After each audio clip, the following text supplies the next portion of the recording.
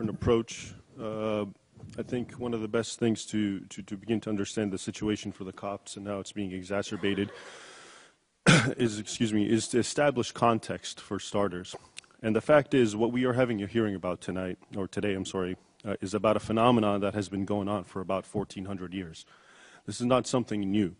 And so the key to understand to where we are today is to establish the continuity from former centuries past.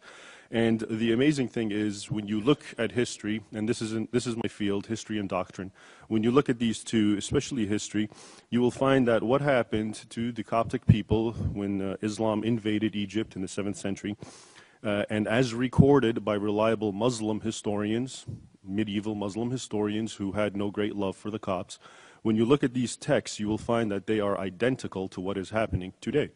And the parallels are just outstanding how identical they are, and I'll just give you some examples. Of course, there's the attacks on Copts in general. That has been going on. Attacks on churches. I was reading the other day from a medieval source, of a primary source from a Muslim who talked about in one emir's reign in that time, they destroyed 3,000 churches. Abduction of girls, Christian girls, rape, and forced conversions, plunder, as expectations from second-class citizen Copts, taking what's called the jizya, collective punishment. All of these have past precedents for 1,400 years and are well documented in Islam's own historical texts. Now, when you look at that and you bring it to today, and we fast forward to the 21st century and what we're seeing today, to me, this is the key. Now you understand that this is not an aberration, what we're seeing. This is not something strange, but rather part and parcel of Islamic history, and especially in Egypt. And I'm mentioning to you Islamic primary sources, and I think that's important because these are not sources that were written by, polemicists or Christians or non-Muslims, but by Islam's own most authoritative and revered historians and theologians. And they make it unequivocally clear that Islam, from its entrance into Egypt, decimated the Coptic people and their churches and all but their civilization. There were a few, of course, times when it was better, and then it would get worse. And one for example, person is he's known as Al-Makrizi, and he's one of the most popular and authoritative historians of Egypt, medieval Egypt. And he, again, while you read it and you see that he's a very faithful Muslim and he has no great sympathy for the Copts, he is so objective and he declares all of these points that we are talking about today. So the reason I bring this to you, again, is to show that the continuity is there. This is nothing new. This is nothing strange. Now we come up to, I mentioned a little bit of history. I'd like to quickly discuss some doctrinal issues. And the word dhimmi, which was not known before but has become somewhat famous nowadays, and including a coinage of it, which is dhimmitude. And I think that's all good because these words need to come out in the open. I think it's also a little bad because they've been somewhat taken out of context and popularized inaccurately. But the word itself, in fact, is integral to Islamic law, the word dhimmi. And from the beginning of Islam's entry into Egypt and the other non-Muslim territories, a dhimmi is a person, a non-Muslim who, of course, does not accept Islam, wants to maintain the religious identity, in this case the Christian Copts. But to do so, they have to accept several debilitating and humiliating circumstances. And this goes to the Quran. The Quran itself, Quran 9, Surah 9, verse 29 says to Muslims, fight the people of the book, and these of course include Jews and Christians, until they pay the jizya, which basically means tribute to their overlords, until they pay the jizya with willing submission and feel themselves utterly subdued. Now this is the Quran, and to Muslims this is the infallible word of God that transcends all time and has applied back then in the era that I'm discussing, and to many Muslims today, applies today and needs to be upheld vis-a-vis people like the Copts and non-Muslims. And so what it ultimately means, this concept of dhimmi, is someone who does not want to become a Muslim, who willingly has to accept second-class citizen status, and whose rights ultimately depend on the goodwill of the Muslim overlords. And another seminal treatise that was written and goes back, and it's called the Pact of Omar, named after either the first caliph or probably another caliph by the same name. But this pact, again, when you read it, it was what Christians had to sign in order to not be molested and destroyed. And among the things that it says is, number one, we Christians cannot build or repair our churches. We cannot practice our religion openly. We must show respect to Muslims. We must not offend Muslims. It even says we shall rise from our seats when they wish to sit down. All of this was enforced then. All of it is coming back now in strong force. Now, all of it has been now. For example, the issue of churches in Egypt. As you see, they're always being attacked. They're always being destroyed. As far as the government is concerned, it's like pulling teeth just to try to get a permit to repair a church. And again, this goes to these pacts and these doctrines, which are so little known in the West, and which seem to be just some. When you talk to people about it, they hear these words and they think these are just some sort of throwback from ancient history, and they're really not that relevant today. But they're immensely relevant to those and to the practitioners of the faith who think of these as divine institutions of their religion. And then there's another aspect to all of this. I've discussed the historic and the doctrinal aspects of keeping Copts and others, non-Muslims, suppressed.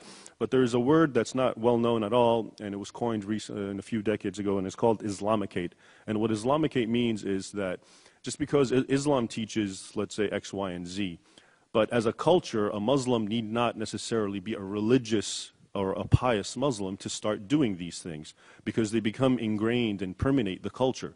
So seeing a Copt as, for example, a second-class citizen, whether you're a secular Muslim or not, these sorts of things feed into the culture and the worldview of the general populace of Egypt. And so the radical Muslim, of course, will be more hostile and more fierce, but even the general Muslim or the people in the military who do not identify themselves as radicals, because of the 1400 years of these institutionalized forms of discrimination, these ideas have become just part of the worldview of so many people in Egypt, unfortunately. And but usually it became into sort of a discrimination. But now, as you see these Islamist parties such as the Salafists, who are getting lots of I think 20% of the vote. And what are they doing? They're going beyond little things like discrimination, and now they want to reinstitutionalize things like the jizya, which again goes back. Goes back to that Quranic verse I read, which says, "Fight them until they pay tribute." Jizya means paying tribute, which is a way of acknowledging that you are a second-class citizen and you're buying your life because you're paying for it. You're being blackmailed, and so now these people who are being voted into the new government of Egypt, the Salafists, are calling openly for the return of jizya.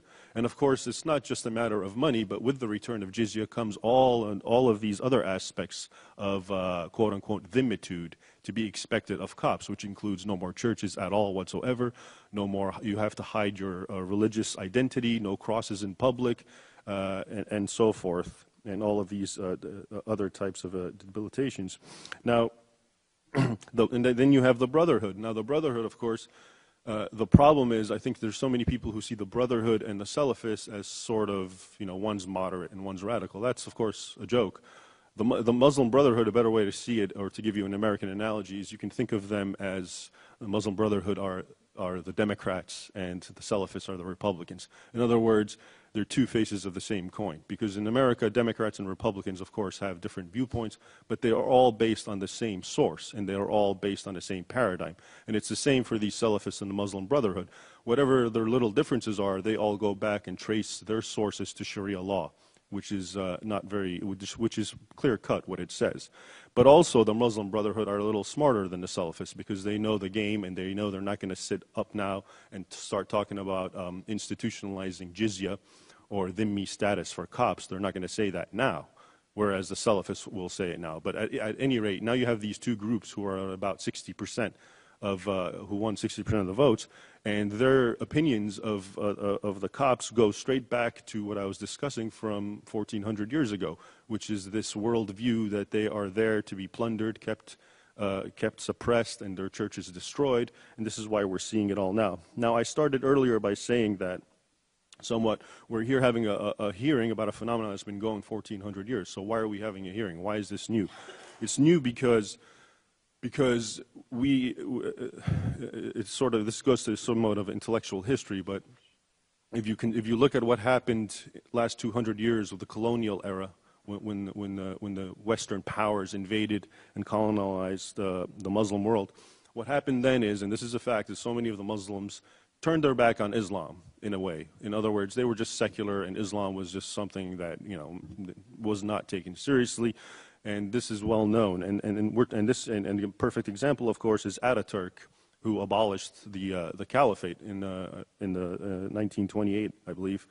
And he, of course, this was the nation which was the head of the Muslim world. So right at the early 20th century, what you had is Muslims were experimenting with westernizing and secularizing and modernization and nationalism. This is what happened. Now, during that era, yes, Coptic persecution was markedly subdued, and this is also a fact. The discrimination, the subtle things, they were still there, but the sort of wholesale attacks that we're seeing today were really not that present. Now, what this has done, though, because this is this sort of this new approach went on for a few generations, is it's created a Western world view that does not see the earlier precedents or the past history. So now, in history classes, and when we discuss the history of the Middle East and Egypt, we just start talking about the Muslim world, or from about the 1900s and the 20th century, where no, there wasn't a lot of persecution, and if anything, the paradigm is that the West was the evil oppressive force and the Muslim world was not. So this, I think, has created an intellectual hurdle to understand what's really going on. And of course, it's exacerbated tremendously by the Western mainstream media, which, as some of my colleagues has pointed out, never really reports the truth or really equivocates. To use the term sectarian strife, when you have a few thousand Muslims who go burn down a church, and they call that sectarian strife, which in my mind suggests, you know, two equally powerful forces like Sunnis and Shias killing each other. And that's not the case, but the media tries so hard to come off neutral. And I even remember during the Maspero massacre, where, you know, the tanks were intentionally running down and mowing over Copts and killing them and opening fire, Fox News, which is considered the conservative, balanced one, was telling us about how soldiers were crying as they watched Copts attack their fellow soldiers.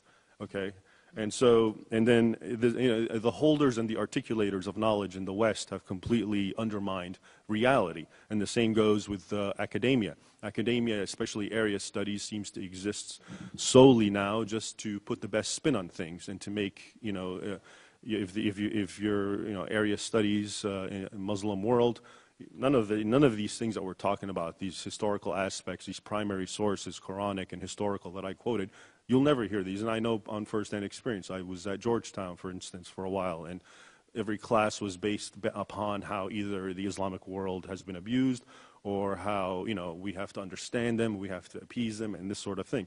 So it is unfortunate that we have all these intellectual hurdles that are making something that is 1,400 years old and so obvious to anyone who has studied this and looked at this, it's unintelligible to us today, and we have to have a hearing to even start talking about it.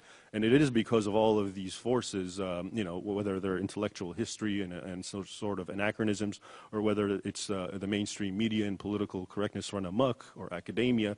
But this is the situation we're at, and there's nothing new. But I think the good news, apparently, is that we're still in the early stage. There's still many Egyptians in Egypt, including Muslims, who are not of that variety, who are not the Salafists or the Muslim Brotherhood. And so we are not exactly in the medieval era where it's a wholesale massacre. And so I think there is some light at the end of the tunnel, and what needs to be done, of course, is to support, and as my colleagues all said, aid must be conditional upon these sorts of things. We must identify and support the liberal voices, because they are our friends. The idea of saying, you know, democracy, using that word, and, you know, everything has to stop and end before that word is ridiculous, because what's happening in Egypt is democracy means the people are going to bring the sort of government they want, and ostensibly that sounds good and fair. But when they bring a fascistic government, you know, Hitler, for instance, the people brought him to power, the people had support for him. So that doesn't mean we should. What I submit then is we should not always stand beholden before the word democracy as if it's this sort of sacrosanct thing. We have to understand it's a mode of governance, but what really matters is what the people themselves do create with this mode once they're empowered. And if the Muslim Brotherhood and the Salafists and these fellows all get into power, it's going to be a travesty to Copts. It's going to be a travesty to non-Muslims like the Baha'is. It's going to be a travesty to secular Muslims, and it will be also a problem for the international